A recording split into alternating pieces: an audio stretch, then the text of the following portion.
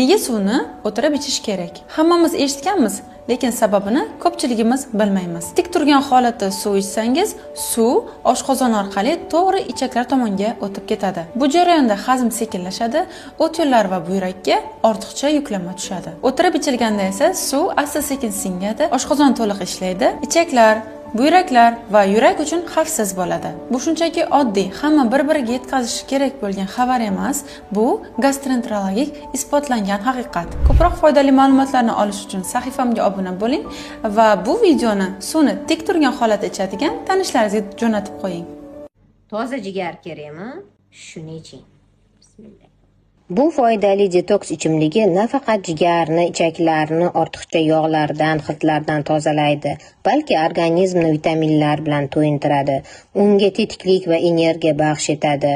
O'zining foydali xususiyatlariga ko'ra organizmni mustahkamlaydi, ovqat hazmini yaxshilaydi, shuningdek ortiqcha vazn bilan kurashishga yordam beradi. Siz ham shu detoks ichimlikni har kuni kamida bir marta ichib turing. Video yoqqan bo'lsa, ortiqcha vazn bilan kurashayotgan yaqiningizga ham yuborib qo'ying. Like bossangiz yanada xursand bo'laman. Bu nuqtani muayyan massaj qilish orqali keskin darajada bel og'rig'ingizni qoldirishingiz mumkin. Xitoyliklar bu nuqtani Weiju deydi. Bu nuqtani joylashuvi aynan tizzamizning orqasida joylashgan. Agarda biz bu nuqtani har xil bosimlar orqali massaj qilsak, bu to'g'ridan to'g'ri bel dumg'aza sohasidagi og'riqlarni keskin darajada qoldiradi. Faqat nuqtaning eng muhim jihati ikkala tizzani o'qalaganingizda, bosganingizda qaysi biri kuchliroq og'riq bo'lsa, aynan o'sha nuqtani qattiq bosim bilan o'qalaysiz.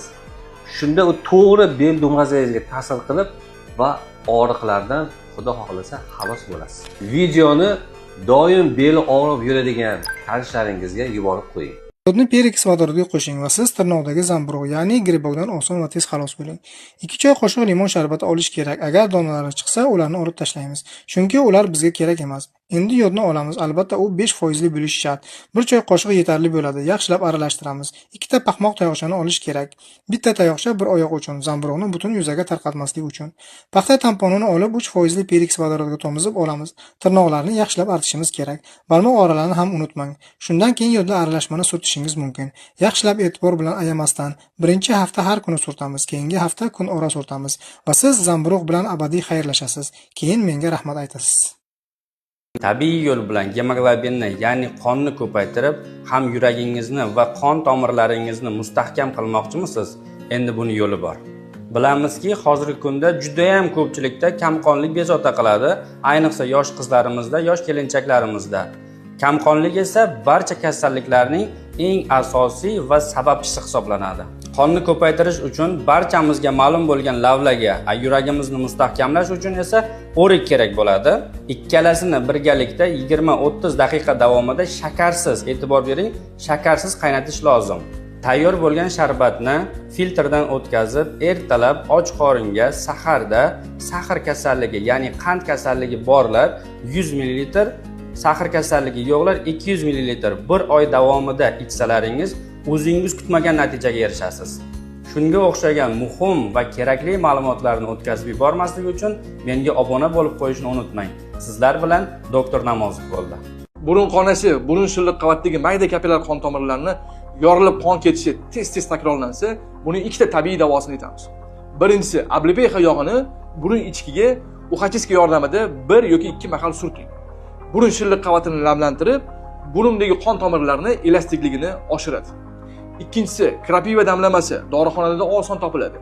Qon to'xtagach, damlama bilan burunni chayish.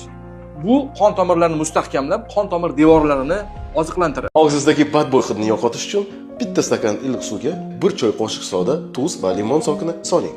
Aralashtirib, og'zingizni bu bilan 30 sekund chayqang va tuflab tashlang. Kuniga 2 marta ertalab va kechqurun og'zingizni bu bilan chaying. Shunda o'zingizda bakteriyalar yo'qoladi va badbo'y hid sizni tark etadi. Bu videoni yaqinlaringizga jo'natib Muzqaymoq yeb tomoq og'rimasligi uchun sovuq issiq qoidasini qo'llash kerak. Muzdek narsa yeganimizda yoki ichganimizda tomoqdagi qon tomirlar torayadi va mahalliy immunitet tushib ketadi. Natijada tomoq og'riydi. Mahalliy immunitetni ko'tarish uchun esa muzday narsa ortidan biroz o'tib issiq choy yoki suv ichish kerak. Shundagina tomoq og'rig'ini oldini olish mumkin.